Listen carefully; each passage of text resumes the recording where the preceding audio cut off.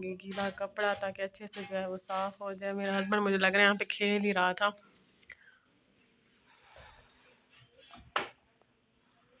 वो उस साइड पर है, उस साइड पर। वो पंखे के पार को इधर करो ना।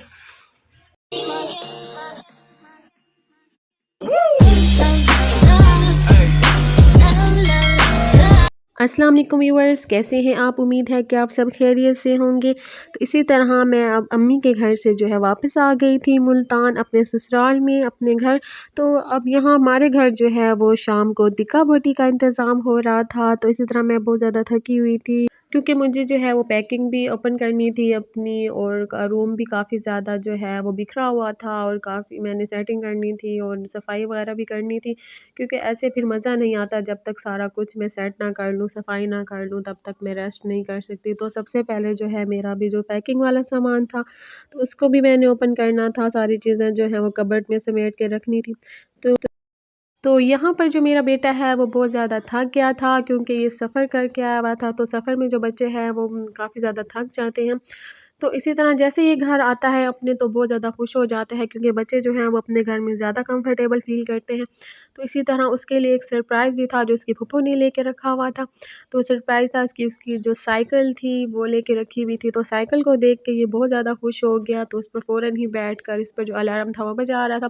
तो उसके बाद जो है वो मैं वापस रूम में, क्योंकि मुझे पैकिंग ओपन करनी थी, सारा सामान समेटना था।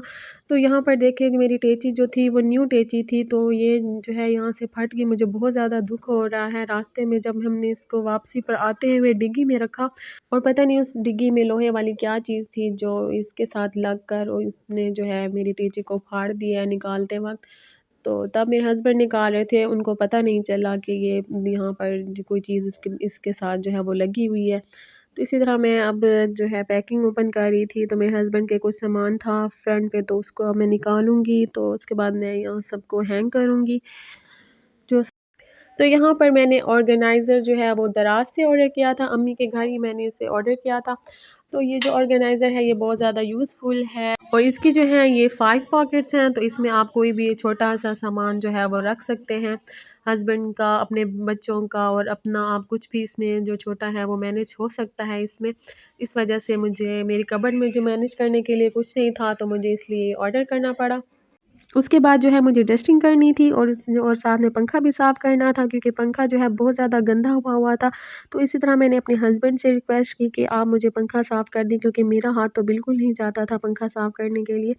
तो फिर मैंने अपने हस्बैंड को कहा कि मुझे पंखा साफ़ कर दें, क्योंकि बहुत ज़्यादा गंदा हुआ हुआ था। तो मैंने झाड़ू से जो है वो पहले डस्ट उतरवाई है यहाँ पर, फिर मैं इसके ऊपर लड़वा दूंगी गीला कपड़ा ताकि अच्छे से जो है वो साफ़ हो जाए। मेरा हस्बैंड मुझे लग रहा है यहाँ पे खेल ही रहा था।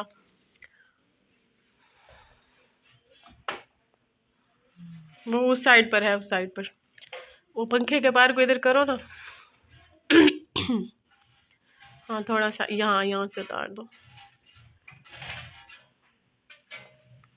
चलो बस इसके ऊपर गीला कपड़ा लगा दो। हस्बैंड को बहुत दुख हो रहा था कि वो मेरी जो शर्ट है वो सारी, थोड़ा वो आगे हो जाओ ना, आगे होके कर लो। हाँ, ख्याल करो। कुछ और दूँ?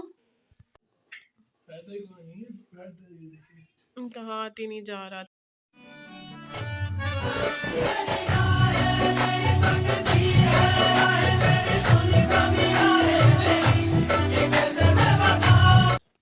तो मुझे ये आइडिया आया एक हैंगर के साथ जो है, ये मैंने सोचा कि ना हैंगर को इसके अंदर कपड़ा लपेट लो आर पार। हाँ, ऐसे करना है इसको।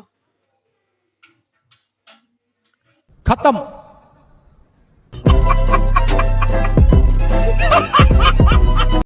इतनी मुश्किल से पंखा साफ़ हुआ है ना, तो बस फिर मैंने ये जो हैंगर है इस पर मैंने कपड़ा लपेट कर दिया है हस्बैंड को, ताकि ये ऊपर से साफ़ हो जाए थोड़ा।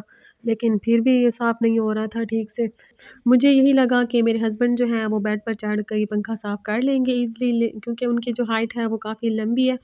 तो मुझे यही अंदाज़ा नहीं था कि जो पंखा है वो काफ़ी ऊंचा है उनका, फिर भी जो हाथ है ये नहीं पहुंच रहा था। तो इस वजह से बहुत ही मुश्किल हुई हमें पंखा साफ़ करने में। तो हमारे घर कोई स्टूल भी नहीं था जो हम रख के जो है वो पंखा साफ़ आसानी से कर लें। तो मेज़ वगैरह थी तो उनके टूटने का ख़तरा था। तो बस लास्ट में जो है वो गीले कपड़े के साथ ही बड़ी मुश्किल से मेरे हस्बैंड ने जो है वो हाथ पंखे तक पहुँचा कर जो है पंखे को अच्छे से साफ़ किया। अच्छे से फिर भी नहीं हुआ साफ़ जैसा मैं चाहती थी। तो बस फिर जहाँ पर देखें बस नॉर्मल ही इतना मज़ा नहीं आया इसको साफ़ करने में, गुज़ारा हो गया है। तो नेक्स्ट टाइम तो फिर इसका कोई इंतज़ाम करके साफ़ करना पड़ेगा। तो डस्टिंग करने के बाद, पंखा साफ़ करने के बाद जो है मैंने चीज़ों को समेट लिया था, सारी चीज़ें सेट कर ली थी। तो लास्ट में जो पोंछा बाकी था तो वही मैं अब यहाँ पर पोंछा लगा रही हूँ। तो तकरीबन मेरा जो काम है वो हो गया था। तो काम करने के बाद मुझे यही था कि मैं जल्दी से रेस्ट करूँ क्योंकि मैं बहुत ज़्यादा थकी हुई थी। तो इसी तरह मैं सफ़र करके आई थी तो मुझे रेस्ट की ज़रूरत थी तो जल्दी-जल्दी मैंने काम किया। तो यहाँ पर फाइनली जो है मैंने अपना रूम साफ़ कर लिया था। तो आप देख सकते थे कि पहले मेरे रूम की क्या हालत थी। तो इस वज़ह से मुझे बिल्कुल भी सुकून नहीं आ रहा था कि मैं सफ़र करके आई हूँ और फिर रेस्ट करूँ। तो सबसे पहले जो है मैंने सफाई ही की है तब जाके मैं अब यहाँ पर रेस्ट करूँगी।